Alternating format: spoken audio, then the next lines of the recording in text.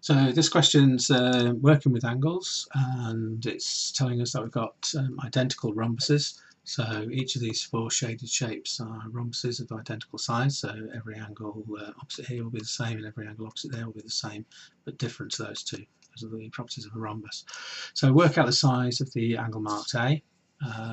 So what would be nice is if we could work out this angle here, because we know this angle, then it's going to be the same as this angle here.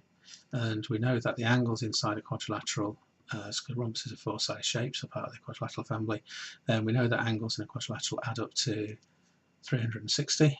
And because of the properties of quadrilaterals in terms of a rhombus, then these two angles are the same, and these two angles are the same, but not necessarily the same as A. So we'll have a look at how to get this angle here. Well, what we can see here is that we've got the property of angles around a point, so the central point here, and we can see that because all these rhombuses are identical, that if we called this x, then that would be x, that would be x, and that would be x. So basically, if we look at what we've got here, we've got 4x's plus 25, 25, 25, 25 is 100 degrees. That must equal 360 degrees, and the reason we give is angles around a point add up to 360 degrees. So if we know that's true, then we solve that equation. So 4x's plus 100 degrees is equal to 360 degrees. So 4x's must be worth 260 degrees. We've taken away 100 degrees from both sides of the equals.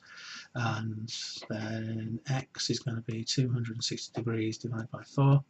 And on our calculators, we'd find that answer is 65 degrees. So let's check across. 260 divided by 4, yep, 65 degrees. So we've now found out what the angle x is. So if we think about the property of the rhombus that we're working with, so we found out that that is 65 degrees, so that is also 65 degrees. So from the properties of the rhombus, then 65 and 65, therefore this and this are identical.